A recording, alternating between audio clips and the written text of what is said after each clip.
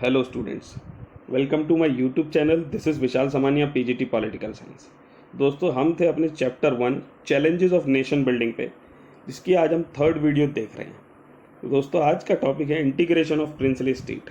इससे पहले मैं लेक्चर शुरू करूं, आपसे एक दरख्वास्त है कि आपने अब तक हमारे चैनल को सब्सक्राइब नहीं किया है तो प्लीज़ सब्सक्राइब कर लीजिए और आने वाले नोटिफिकेशन की जानकारी के लिए बेल का बटन भी दबा दीजिए। दोस्तों, कुछ बच्चों को, कुछ स्टूडेंट्स को कई बार मेरी वीडियोस सीरीज़ ऑफ लेक्चर मिल जाते हैं, जिसमें वो पहली वीडियो दूसरी वीडियो देख लेते हैं और तीसरी शायद उन्हें नहीं मिलती है या उससे आगे नहीं मिल पाती है, तो वो कंफ्यूज हो जाते हैं और वो फिर सर्च करते हैं। तो आप क्या कर सकते हैं, डायरेक्ट मेरे चैनल पे जा सकते हैं, मेरे नाम पर क्लिक करके आप देख सकते हैं स्क्रीन पर, और आप जैसे ही मेरे चैनल पर जाएंगे तो वहाँ पर आपको लिस्ट ऑफ वीडियोज़ दिख जाएंगी, जिसमें आप ये देख सकते हैं कि क्रोनोलॉजिकल ऑर्डर में आपको कौन सी वीडियोस देखनी है, जिससे कि आप एक बारी में अपना सिलेबस पूरी तरीके से पढ़ सकते हैं, समझ सकते हैं। दोस्तों, आप सीधे मेरे चैनल पे जाइए, वहाँ लिस्ट ऑफ वीडियोस है, वहाँ पर आप अपने मन मर्जी से जिस भी चैप्टर की वीडियो देखना चाहते हैं 1, 2, 3 करके देख सकते हैं। दोस्तों, आज हम थर्ड वीडियो कर रहे हैं चैलेंजेस ऑफ नेशन बिल्डिंग का, और टॉपिक बहुत इंटरेस्टिंग है, इंटीग्रेशन ऑफ प्रिंसली स्टेट्स। तो प्रिंसली स्टेट्स दोस्तों, बिफोर इंडिपेंडेंस वो स्टेट्स हुआ करते थे जहाँ पे राजा रजवाड़े राज किया करते थे, प्रिंस हुआ करते थे, और इन राजा रजवाड़ों को इंडिया के अंदर, इंडिया की इंटीग्रेशन, इंडिया में मिलाना एक बहुत इंपॉर्टेंट इशू था, हमारे लिए बहुत बड़ा चैलेंज था। तो उसी के बारे में हम आज बात करने वाले हैं। वो कौन से प्रिंसली स्टेट्स थे जिनको इंडिया में मिलाना एक बहुत बड़ा चैलेंज हुआ, और इनको मिलाना हमारे लिए हमारे कौन से लीडर ने इसमें एक बहुत महत्वपूर्ण इंपॉर्टेंट रोल निभाया। तो दोस्तों, हम स्टार्ट करते हैं। सबसे पहले हम मैप देख लेते हैं। बिफोर इंडिपेंडेंट जो इंडिया का मैप हुआ करता था, उसमें आप देखो जो ये येलो एरियाज़ हैं वो ब्रिटिश इंडिया के एरियाज़ हैं। ब्रिटिश इंडिया मतलब जहाँ पर ब्रिटिश गवर्नमेंट डायरेक्ट रूल करती थी, ये वो एरियाज़ हैं, येलो एरियाज़। और स्काई ब्लू एरियाज़ वो एरियाज़ हैं जहाँ पर प्रिंस और राजा रजवाड़े राज किया करते थे। ठीक है, तो ये दो तरह की टेरिटरी थी इंडिया के अंदर। अब हम इसे थोड़ा इस तरीके से देख लेते हैं जो हमें आंसर लिखने में आसानी होती है। तो दोस्तों, British India was divided into, हमारा जो ब्रिटिश इंडिया था उस टाइम पे जब हम कॉलोनियल पावर थे, तो उस टाइम पर ब्रिटिश इंडिया दो पार्ट्स में डिवाइडेड था। एक था ब्रिटिश इंडिया प्रोविंसेस, जैसे कि कलकत्ता प्रोविंस था, बॉम्बे प्रोविंस था, मद्रास प्रोविंस था, सिंध प्रोविंस था। तो ये पार्ट ब्रिटिश इंडिया के अंदर आते थे, ब्रिटिश इंडिया प्रोविंसेस में आते थे, जो कि directly under control of the British government थे। तो ये आपको बहुत अच्छे से समझ में आ जाना चाहिए। अब हम बात करते हैं प्रिंसली स्टेट्स की। तो प्रिंसली स्टेट्स में जो था, वहाँ पर उसका जो कंट्रोल था, इंटरनल कंट्रोल्स जो था वो प्रिंस के हाथ में हुआ करता था। पर जो प्रिंसली स्टेट्स के राजा होते थे, राजा रजवाड़े होते थे, ये ब्रिटिश सुप्रीमेसी को एक्सेप्ट करते थे, ये ब्रिटिशर्स को पैरामाउंटेंसी मानते थे, ये मानते थे कि ब्रिटिश सर्वोच्च सत्ता है, सुप्रीम एक्सेप्टेंस उन्हें मिलती है। बट उसके बाद उसका इंटरनल अफेयर्स जो हुए थे उस स्टेट्स के, वो ये राजा रजवाड़े देखा करते थे। तो ये दो तरीके के टेरिटरीज थी इंडिया के अंदर। आई होप आपको एक क्लियर हो गया होगा, और इसमें जो मैंने वर्ड्स हाईलाइट किए हैं वो आपके दिमाग में छप जाने चाहिए। तो दोस्तों, फिर अब हम आगे चलते हैं। तो इन प्रिंसली स्टेट से रिलेटेड प्रॉब्लम क्या थी, ये समझने की जरूरत है। तो 565 प्रिंसली स्टेट्स थे। तो जब ब्रिटिशर्स इंडिया से जा रहे थे, तो उन्होंने इन प्रिंसली स्टेट्स को ये बोला, या तो आप इंडिया के साथ जा सकते हो, या फिर आप पाकिस्तान के साथ जा सकते हो, या फिर आप रिमेन इंडिपेंडेंट भी रह सकते हो। ठीक है, आप पाकिस्तान, आप ये ब्रिटिशर्स का मानना था कि प्रिंसली स्टेट्स या तो अब देश आज़ाद हो रहा है तो या तो वो इंडिया के साथ रह सकते हैं, या पाकिस्तान के साथ चले जाएं, या अपना इंडिपेंडेंट स्टेटस भी बनाए रख सकते हैं। तो ये प्रॉब्लम, बड़ी प्रॉब्लम थी। इन 565 प्रिंसली स्टेट्स को ये बोला गया। The British government took the view that all these states were free to join either India और पाकिस्तान और remain independent if they so wished. तो ये एक प्रॉब्लम थी इंडिया के लिए कि इंडिया की इंटीग्रिटी को एक बहुत बड़ा खतरा था। इंडिया अगर एक कंट्री बनता तो उसमें जगह जगह पर प्रिंसली स्टेट बन जाते और इस देश के टूटने के चांसेस और बढ़ जाते। तो गवर्नमेंट की क्या अप्रोच थी, इंडियन गवर्नमेंट क्या चाहती थी कि हम इन प्रिंसली स्टेट्स को किस तरीके से इंटीग्रेट करेंगे। तो government approach toward the integration of princely states. ये क्वेश्चन दोस्तों बहुत इंपॉर्टेंट है, ये आता है अक्सर। तो इंडिया की गवर्नमेंट की तीन अप्रोचेस थी। तो पहली अप्रोच इंडियन गवर्नमेंट ये चाहती थी कि people of the most of the princely state clearly wanted to become a part of the Indian union, कि जो प्रिंसली स्टेट के लोग हैं, पीपल हैं, उनसे पूछा जाएगा कि क्या वो इंडिया के साथ मिलना चाहते हैं। अगर वो मिलना चाहते हैं तो हम उस प्रिंसली स्टेट को डायरेक्टली इंडिया के अंदर ले लेंगे। ठीक है। दूसरी अप्रोच ये थी कि हम कुछ प्रिंसली स्टेट्स को फ्लेक्सिबिलिटी देंगे, ऑटोनॉमी देंगे, हम उन्हें कुछ विशेष अधिकार दे देंगे, कुछ एक्स्ट्रा राइट्स दे देंगे, जैसे कि हमने जम्मू कश्मीर को दे रखे थे, नॉर्थ ईस्टर्न बहुत सारे जो स्टेट्स हैं उनको दे रखे थे। फ्लेक्सिबिलिटी दे देंगे और फिर हम उनको अपने साथ मिला लेंगे। हम कहेंगे आप अपने इंटरनली ऑटोनॉमी रख लीजिए, पर आप इंडिया के साथ मिल जाइए, आपके फॉरेन अफेयर्स उस डिफेंस इंडिया देखेगा। ठीक है। और तीसरी इंडिया की अप्रोच ये थी कि हम अपनी इंटीग्रेशन और हम अपनी जो टेरिटोरियल बाउंड्रीज है, हम अपनी जो यूनिटी है, उससे कॉम्प्रोमाइज नहीं करेंगे। अगर आप इंडिया के यूनिटी के खिलाफ कुछ काम कर रहे हो, अगर आपका स्टेट जो प्रिंसली स्टेट है वो इंडिया के अंदर आ रहा है और वो इंडिया, अगर आप उसे इंडिया के साथ नहीं मिलाते हो तो ये इंडिया की यूनिटी के खिलाफ बात हो जाएगी। तो हम इंडिया की इंटीग्रेशन के खिलाफ, उस इंडिया की इंटीग्रेशन से कोई कॉम्प्रोमाइज नहीं करना चाहते। ये तीसरी अप्रोच थी हमारी गवर्नमेंट की। तो thirdly, the concern towards the integration of and consolidation of the territorial boundary of Indian nation. हम अपनी बाउंड्रीज से कोई कॉम्प्रोमाइज नहीं करेंगे। अगर आप हमारी बाउंड्रीज के अंदर आते हैं तो हम आपको मिलाने की कैसे भी कोशिश करेंगे। ये हमारी 3 अप्रोचेस थी इंडियन गवर्नमेंट की प्रिंसली स्टेट्स को अपने साथ मिलाने की।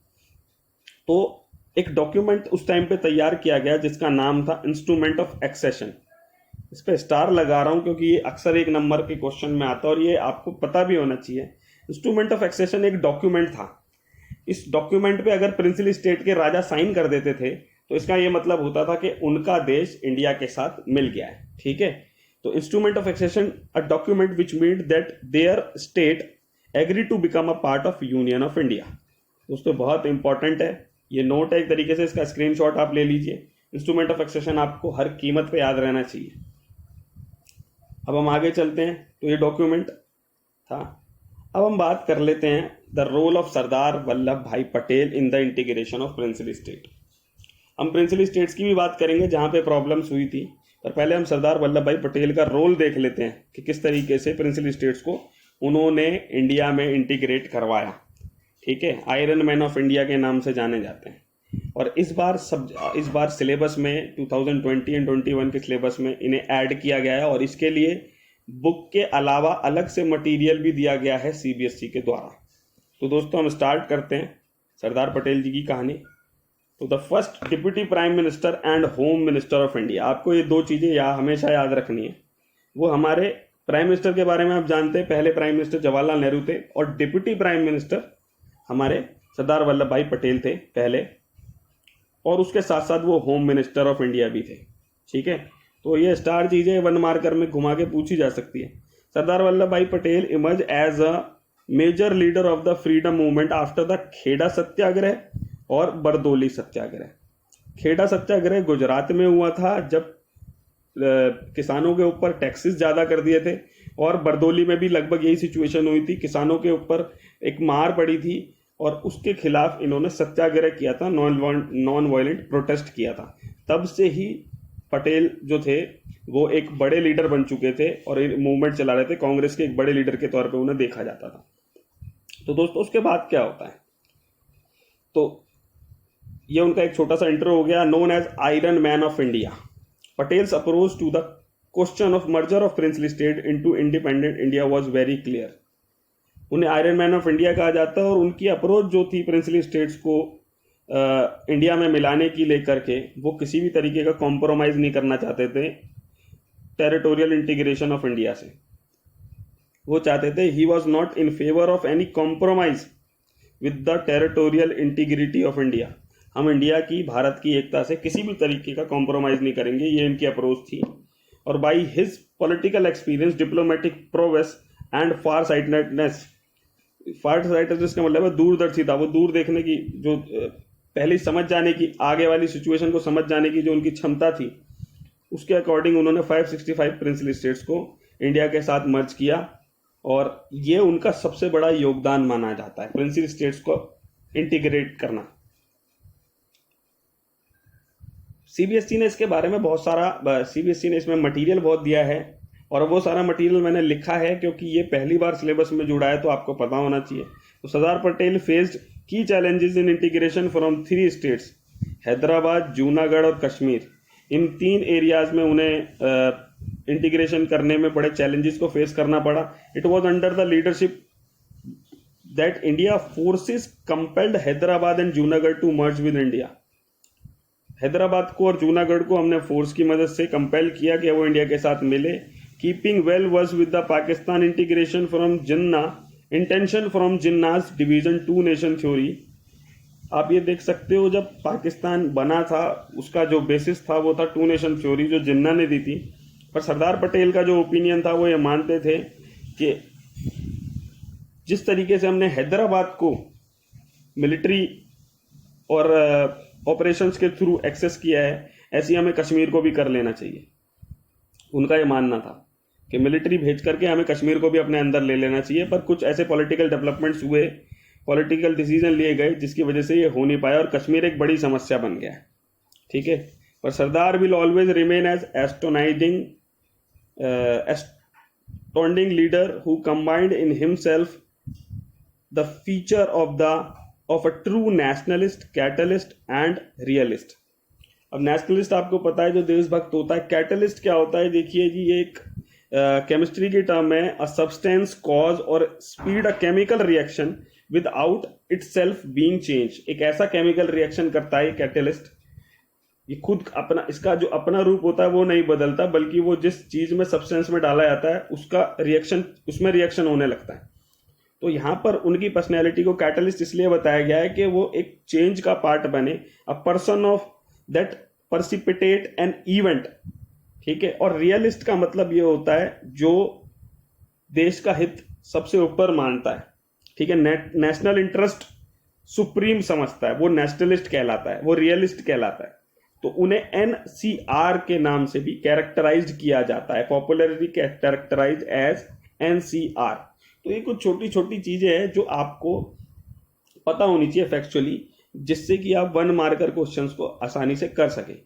तो इंडिया के लिए एक बड़ा चैलेंज बनता है accession of principal state of Junagadh, Hyderabad, Kashmir and Manipur. ये 4 थे जो हमारे लिए डिफिकल्ट बनते हैं और ये 1 नंबर के क्वेश्चन में पूछ लिए जाते हैं कि कौन कौन से ऐसे प्रिंसिपल स्टेट्स हैं जो हमारे लिए चैलेंज बने एक्सेशन के लिए। अब एक बहुत इंपॉर्टेंट चीज है कि ये जो 4 प्रिंसिपल स्टेट्स हैं इनकी लोकेशन आपको पता होनी चाहिए, क्योंकि ये मैप में भी आ सकता है। तो मैं दोबारा मैप पर जाऊंगा और आपको दिखाऊंगा कि तो दोस्तों हैदराबाद तो ये हो गया, यहां हो गया मणिपुर, गुजरात में है जूनागढ़, जम्मू कश्मीर ऊपर है और एक नाम और आता है त्रवणकोर। तो केरला को दोस्तों त्रवणकोर बोला जाता था उस टाइम पर, उससे पहले उसका एंशियंट नेम है त्रवणकोर। तो ये सारे आपको पता होना चाहिए कि ज्योग्राफिकल लोकेशंस क्या थी इन प्रिंसिपल स्टेट्स की, जिससे कि मैप का अगर कोई क्वेश्चन आता है तो आप आराम से भर सको। तो अब हम आपने समझ लिया कि सरदार पटेल का क्या रोल था, और अब हम देखते हैं कि जो ये प्रिंसिपल स्टेट्स थे हमने इन्हें किस तरीके से इंडिया में एक्सेस करा, इंडिया के साथ इंटीग्रेट किया। ठीक है, तो सबसे पहले हम देखते हैं जूनागढ़ के साथ हमने क्या किया। तो जूनागढ़ जो था वहां पर हमने प्लेबिसाइट करवाया। प्लेबिसाइट का मतलब होता है कि जनता से पूछा जाए, रेफरेंडम करवाया, जनता से पूछा जाए कि वो कहाँ जाना चाहता है, और जनता ने कहा कि हम इंडिया के साथ जाना चाहते हैं। तो जूनागढ़ का जो मामला था वो आसानी से रिजॉल्व हो गया थ्रू प्लेबिसाइट। जो बड़ा मामला था वो था हैदराबाद का। हैदराबाद जो था एक बड़ा स्टेट था, largest principal state of India था। वहाँ का जो निज़ाम था, जो वहाँ का रूलर था, उसको हम निज़ाम बोलते हैं, और Nizam one of the world's richest man हुआ करता था। दुनिया में जो बहुत अमीर लोग थे उनमें से एक था वो। Regarding joining Indian union the Nizam wanted an independent state. Nizam ने बोला कि हम ना तो इंडिया के साथ जा रहे ना पाकिस्तान के, उन्होंने बोला हम इंडिपेंडेंट स्टेट बनाएंगे, और फिर उसने इंडिया के साथ एक स्टैंड स्टिल एग्रीमेंट कर लिया साइन। तो अब सिचुएशन खराब होना शुरू होती है कि हैदराबाद के अंदर नॉन डेमोक्रेटिक रूल के खिलाफ जो पब्लिक होती है वो प्रोटेस्ट शुरू कर देती है। बेसिक जो हैदराबाद जो अभी सिटी है, वो हैदराबाद उससे और काफ़ी बड़ा हुआ करता था, और उस टाइम पर उसमें महाराष्ट्र से लेकर के तमिलनाडु और भी एरियाज़ के, आंध्र प्रदेश के भी एरियाज आते थे। ठीक है, तो निज़ाम ने हैदराबाद के अंदर जो पीपल प्रोटेस्ट कर रहे थे हैदराबाद में निज़ाम के खिलाफ, उन पर रजाकार्स को छोड़ दिया, जो कि एक पैरामिलिट्री फोर्स हुआ करती थी। निज़ाम की एक पैरामिलिट्री फोर्स थी जिसका नाम था रजाकार्स। उसने उन लोगों को सप्रेस करने के लिए, जो प्रोटेस्ट कर रहे थे, और उस टाइम पे कांग्रेस के लोग भी हुआ करते थे हैदराबाद में, उनके ऊपर उनको सप्रेस करना शुरू कर दिया। अब प्रॉब्लम ये थी कि जो निज़ाम था वो मुस्लिम था, और उसने नॉन मुस्लिम्स को पर्टिकुलरली ज़्यादा निशाना बनाया। और इन रजाकर्स ने क्या किया, the atrocities of communal nature of the Razakars knew no bounds. ठीक है, उसने क्या करा, जो रजाकर्स थे उन्होंने मर्डर करना शुरू करा, maimed, raped and looted, targeted particularly non Muslims. जो नॉन मुस्लिम लोग थे उनको टारगेट किया गया हैदराबाद के अंदर रजाकर्स के द्वारा, जो कि निज़ाम की पैरामिलिट्री हुआ करती थी। तो इस सिचुएशन को सेंट्रल गवर्नमेंट ने समझा बहुत जल्दी, और सेंट्रल गवर्नमेंट ने सितंबर 1948 में वहाँ पर अपनी आर्मी भेज दी, और इंडियन आर्मी ने इतनी जल्दी वहाँ पर उन्हें हराया, और Indian army move in to control the Nizam forces after a few days of intermittent fighting the Nizam surrendered. ठीक है, कुछ ही दिनों की लड़ाई में इंडियन आर्मी के साथ निज़ाम के रजाकर्स की लड़ाई होती है, और कुछ ही दिनों में निज़ाम जो है सरेंडर कर देता है, और इस तरीके से जो हैदराबाद था वो इंडिया के साथ में इंटीग्रेट हो जाता है। एक्सेशन ऑफ हैदराबाद कहा जाता है। तो आई होप जूनागढ़ और हैदराबाद की आपको पूरी स्टोरी समझ में आई होगी। अगर आपको स्टोरी समझ में आ गई है दोस्तों, तो आप आसानी से आंसर लिख सकते हैं। ठीक है, अब हम तीसरी स्टोरी की तरफ चलते हैं, जो है कि मणिपुर की स्टोरी। मणिपुर में क्या हुआ था, मणिपुर को कैसे हमने इंडिया के साथ मिलाया। तो इसकी स्टोरी ये है कि इंडिपेंडेंस से few days before, Maharaja of Manipur बोध चंद्र सिंह, मणिपुर के महाराजा बोध चंद्र सिंह थे, sign the instrument of accession. Instrument of accession पे इन्होंने साइन कर दिया, बहुत अच्छी बात थी, इसका मतलब इंडिया के साथ मिल रहे हैं। बट इंडियन गवर्नमेंट ने इन्हें क्या बोला कि आपके पास इंटरनल ऑटोनॉमी ऑफ मणिपुर रहेगी, यानी कि हम आपका डिफेंस और फॉरेन देखेंगे, बट इंटरनल ऑटोनॉमी आपके पास है। तो ये इस शर्त पर हमने मणिपुर के राजा के साथ सिग्नेचर ले लिया उनके इंस्ट्रूमेंट ऑफ एक्सेशन पर होता क्या है कि वहाँ की जो पब्लिक है मणिपुर की, वो इलेक्शंस की डिमांड करती है, और इलेक्शन की डिमांड में प्रेशराइज होकर के जो राजा होता है वो 1948 में मणिपुर, जून 1948 में इलेक्शन रख लेता है। अब ये एक खास बात जहाँ पे समझने वाली है कि इंडिया के जो पहले इलेक्शन थे वो 1952 में हुए थे।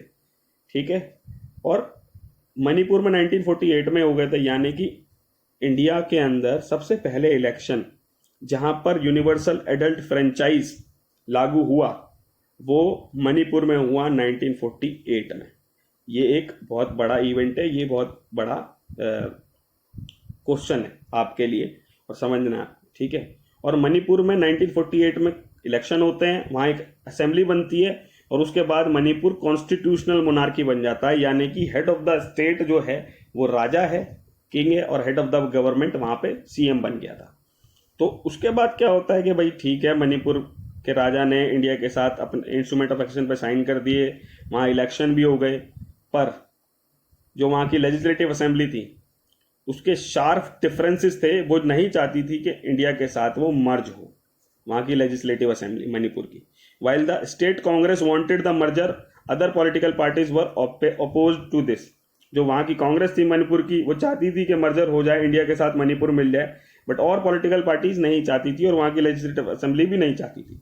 पर अल्टीमेटली क्या होता है, government of India succeeded in pressurising the Maharaja into signing a merger agreement in September 1949।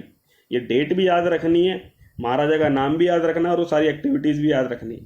तो इंडिया की गवर्नमेंट क्या करती है, प्रेशराइज करती है महाराजा को कि वो मर्जर एग्रीमेंट पर साइन कर देते हैं, और उसके साइनिंग के बाद सितंबर 1949 में मणिपुर इंडिया के साथ मिल जाता है, मर्ज हो जाता है। और वहाँ की जो लेजिस्लेटिव असेंबली होती है बगैर उससे ये पूछे काम किया जाता है, जिसकी वजह से वो थोड़ी नाराज रहती हैं और वो प्रोटेस्ट करते हैं। तो ये थी दोस्तों मणिपुर की कहानी। आई होप आपको समझ में आई होगी। और अब सबसे इंपॉर्टेंट स्टोरी जो है जम्मू कश्मीर की। जैसा कि आपको पता है हमारा देश का नक्शा भी थोड़ा सा चेंज हुआ, जम्मू कश्मीर को यूनियन टेरिटरी बना दिया गया और ये सारी चीज़ें अब लेटेस्ट बुक में आ चुकी हैं। तो अभी बस हम बात ये करेंगे कि जम्मू कश्मीर को किस तरीके से इंडिया में मर्ज किया गया था, उस टाइम पर किस तरीके से एक्सेस किया गया था, accession of Jammu and Kashmir हुआ था उस टाइम पर। तो सबसे पहले हम बात कर लेते हैं before 1947 Jammu Kashmir was a princely state. ठीक है, एक प्रिंसली स्टेट हुआ करता था जम्मू कश्मीर, जिसके राजा थे महाराजा हरि सिंह। और हरि सिंह का यह मानना था कि ना तो हम पाकिस्तान के साथ जाएंगे ना हम इंडिया के साथ जाएंगे, हम इंडिपेंडेंट स्टेट रहेंगे। पर the Pakistani leaders thought that Kashmir region belong to Pakistan, क्योंकि पाकिस्तान के अंदर मुस्लिम मेजॉरिटी है। ठीक है, महाराजा हरि सिंह चाहते थे कि इंडिपेंडेंट रहे हम, पर पाकिस्तान ये चाहता था कि पाकिस्तान ये कश्मीर पाकिस्तान का है क्योंकि यहाँ पर मुस्लिम मेजॉरिटी ज़्यादा है। पर मुस्लिम जो लोग थे, जो वहाँ के लोग थे, वो अपने आप को किसी रिलीजन से नहीं जोड़ते थे। But this is not how the people of the state themselves saw it. They thought of themselves as Kashmiris above all. वो अपने आप को अलग अलग धर्मों में बांटने के अलावा अपने आप को कश्मीरी समझते थे और वो उनका रिलीजन ये मानते थे कि हम कश्मीरियत पे बिलीव करते हैं। Religion aspiration is known as Kashmiriyat. ठीक है, नॉट मुस्लिम। तो 1940 अक्टूबर 1947 में क्या होता है कि पाकिस्तान ट्राइबल इन्फिल्ट्रेटर्स को भेजता है। इन्फिल्ट्रेटर्स कौन से होते हैं जी? यहां से इन्फिल्ट्रेटर्स घुसना स्टार्ट होते हैं। ठीक है, इन्फिल्ट्रेटर्स उन्हें हम बोल सकते हैं वो कबाइली उनका नाम हुआ करता था। वो एक तरह की जनजाति थी और पाकिस्तान आर्मी उन्हें सपोर्ट करती है और वो अंदर घुसना शुरू करते हैं कश्मीर के अंदर। वो लोगों को लूटते हैं, रेप करते हैं फीमेल्स को, लोगों के घर जला देते हैं। और ऐसी सिचुएशन में वो जब कश्मीर के बिल्कुल सेंटर पार्ट में पहुंचने वाले होते हैं और उस सिचुएशन में कश्मीर के राजा हरि सिंह इंडियन गवर्नमेंट से हेल्प मांगते हैं और हेल्प के लिए वो कहते हैं कि हमें बचा लो। उस सिचुएशन में हम एक शर्त रखते हैं उनके सामने कि आप इंस्ट्रूमेंट ऑफ एक्सेशन पे साइन कर दीजिए और तुरंत हम आपको हेल्प करेंगे और कश्मीर को बचा लेंगे, जम्मू एंड कश्मीर को बचा सकते हैं। और उस सिचुएशन में वो इंस्ट्रूमेंट ऑफ एक्सेशन पे साइन करते हैं और गवर्नमेंट यहाँ से मिलिट्री भेजती है। और उसके बाद भी कुछ हमारा एरिया, लगभग इतना एरिया इंडिया का पाकिस्तान के पास चला जाता है, जिसे POK बोला जाता है, पाकिस्तान ऑक्यूपाई कश्मीर। हम उनको खदेड़ना शुरू करते हैं, पर इतना एरिया आज भी पाकिस्तान के पास है। और ये वाला एरिया चीन के पास है, जिसे हम बोलते हैं ऑक्साई चीन, ऑक्साई चाइना। ठीक है दोस्तों, तो इतना ही कश्मीर हमारे पास है, जम्मू एंड कश्मीर, जो कि हम मैप में पूरा दिखाते नहीं है। तो आप देख सकते हैं कि अक्टूबर 1947 में पाकिस्तान ने ट्राइबल इन्फिल्ट्रेटर्स को भेजा from its side and capture Kashmir. This forces the Maharaja to ask for Indian military help. Maharaja ने इंडियन मिलिट्री हेल्प मांगी। India extended the military support and drew back the infiltrators from Kashmir valley, but only after the Maharaja had signed the instrument of accession. हमने बोला कि आप instrument of accession पे sign कर दीजिए और हमने अपनी मिलिट्री भेजी। मिलिट्री हेल्प की वजह से हमने इन्फिल्ट्रेटर्स को पीछे धकेला और इस तरीके से हमने कश्मीर को अपने साथ मिला लिया। आर्टिकल 370 के थ्रू हमने उन्हें स्पेशल स्टेटस भी दिया है। वो एक अलग स्टोरी है जो हम आने वाले चैप्टर्स में पढ़ेंगे। दोस्तों, आई होप आपको ये वीडियो पसंद आई होगी, आपको समझ में आया होगा। और अगर आप इसे शेयर करना चाहें तो प्लीज़ शेयर कर दीजिए। और अगर आपको इससे रिलेटेड, इस चैप्टर से रिलेटेड और आगे वीडियो समझनी है, सब्सक्राइब कीजिए और मेरे चैनल पर जाकर लिस्ट ऑफ वीडियोज़ में देख सकते हैं। 1 by 1 आप सारे चैप्टर पढ़ सकते हैं। Thank you very much.